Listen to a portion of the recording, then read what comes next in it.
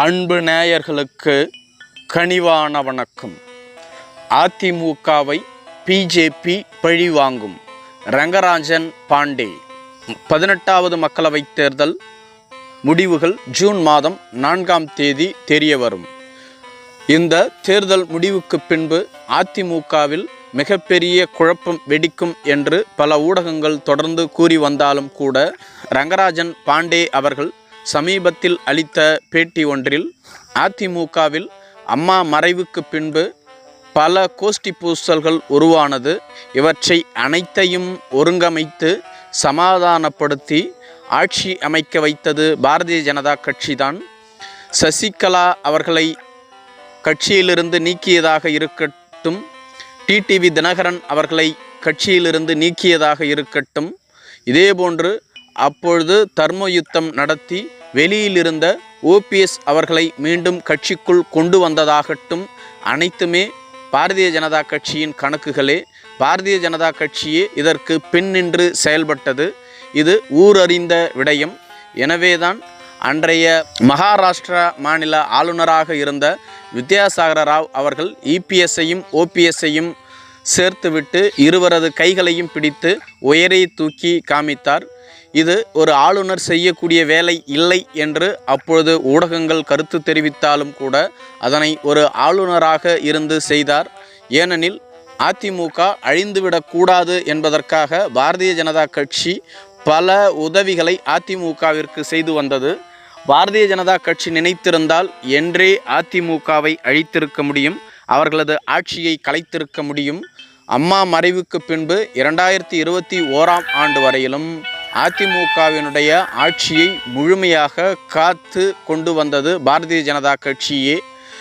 அதனால்தான் 2019ஆம் ஆண்டு மற்றும் 2021ஆம் ஆண்டு என நடைபெற்ற இரு தேர்தல்களிலும் பாரதிய ஜனதா கட்சியோடு அதிமுக கூட்டணி அமைத்து போட்டியிட்டது. அதிமுக ஆட்சியிலிருந்து வெளியேறிய பின்பு தற்பொழுது பாரதிய ஜனதா கட்சியினுடைய தயவு தேவையில்லை என்று எண்ணுகிறது. குறிப்பாக அதிமுகவில் உள்ள 90% நிர்வாகிகள் பாரதிய ஜனதா கட்சியோடு கூட்டணி அமைக்கவே விரும்பினார்கள். அதிலும் குறிப்பாக முக்கிய அமைச்சர்களாக இருந்த தங்கமணி, வேலுமணி போன்றோர்கள் பாரதிய ஜனதா கட்சியோடு அதிமுக கூட்டணி அமைக்க வேண்டும் என்று மாவட்ட செயலாளர்கள் கூட்டத்திலேயே தெரிவித்தார்கள். ஆனால் இபிஎஸ் அவர்கள் தொடர்ந்து மறுத்து வந்தார். இவருக்கு பின்புலமாக இருந்து செயல்பட்டது ஜெயக்குமார் மற்றும் சிவி சண்முகம் என்ற இருவர் மட்டுமே பாரதிய ஜனதா கட்சியோடு அதிமுக கூட்டணி வைக்கக்கூடாது என்று இபிஎஸ் அவர்களுக்கு அழுத்தம் கொடுத்தார்கள். எனவேதான் இபிஎஸ் இறுதி வரையிலும் பாரதிய ஜனதா கட்சியோடு கூட்டணியை பற்றிய பேச்சுவார்த்தை தொடங்கவே இல்லை. பாரதிய ஜனதா கட்சி இறுதி வரையிலும் நம்பியது அதிமுகவோடு கூட்டணியை வைத்து விடலாம் என்று.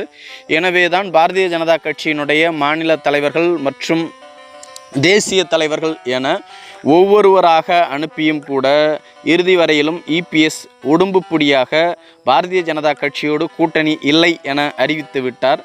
இது பாரதிய ஜனதா கட்சிக்கு பெரும் இழப்பு என்று கூறப்பட்டாலும் கூட இதில் பாதிக்கப்பட போவது அதிமுகவுமே என்று கூறியுள்ளார்.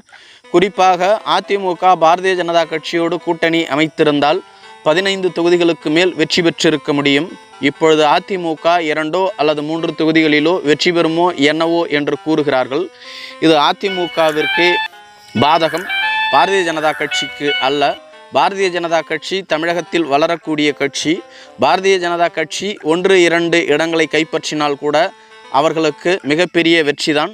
அதே சமயத்தில் பாரதிய ஜனதா கட்சி தமிழகத்தில் 6 இடங்கள் வரையிலும் வெற்றி பெறுவதற்கு வாய்ப்புள்ளதாகவும் ரங்கராஜன் பாண்டே அவர்கள் தெரிவித்திருந்தார்.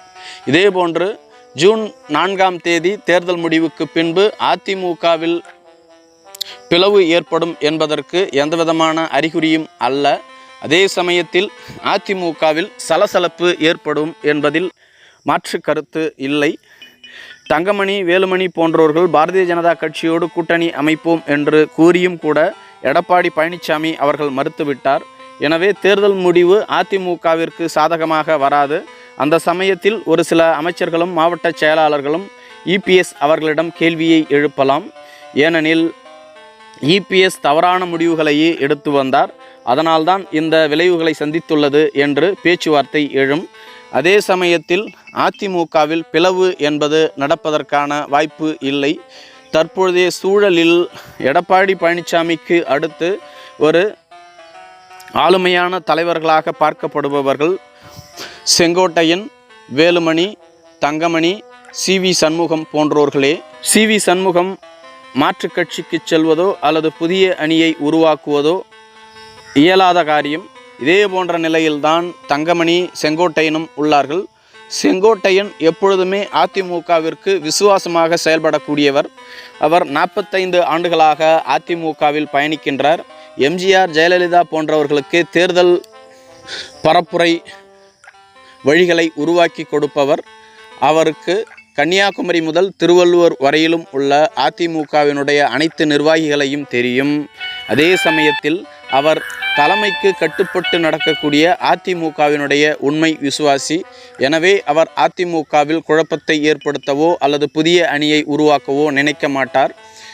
கூவத்தூரில் சசிகலா முதலமைச்சராக முடியாது என்ற நிலை எழுந்தபோது அடுத்ததாக செங்கோட்டையனுக்கு அந்த வாய்ப்பு வழங்கப்பட்டது.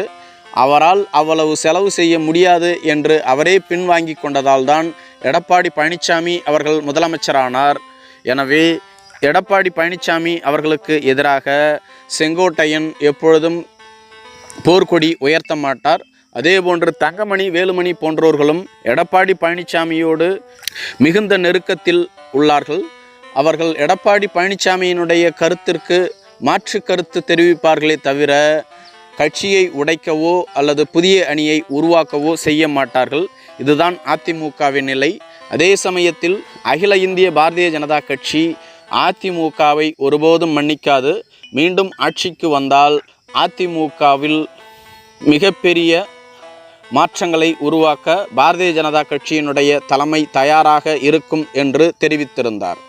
அதிமுக பாரதிய ஜனதா கட்சியின் பிளவுக்கு காரணமே அண்ணாமலைதான் என்று செய்தியாளர் கேட்டபோது, அண்ணாமலை அவர்கள் பாரதிய ஜனதா கட்சியை வளர்ப்பதற்காக அவர் ஒரு சில முடிவுகளை முன்னெடுத்தார். அதே சமயத்தில் அவர் பிளவை ஏற்படுத்தவில்லை. அதிமுக பாரதிய ஜனதா கட்சியில் பிளவை உருவாக்கியது ஜெயக்குமார், சி.வி. சண்முகம் போன்றவர்களே தவிர அண்ணாமலை இல்லை என்று தெரிவித்திருந்தார். அண்ணாமலையே முதலில் அதிமுகவை பற்றி தரம் தாழ்ந்து விமர்சித்தார் என்ற கருத்து பல ஊடகங்களில் செய்தியாக வெளிவந்து கொண்டிருந்தது.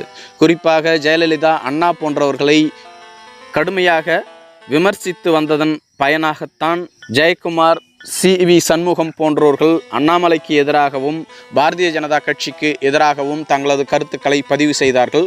அவற்றை அப்படியே ரங்கராஜன் பாண்டே அவர்கள் இல்லை என்று சொல்லி வருகிறார். நன்றி.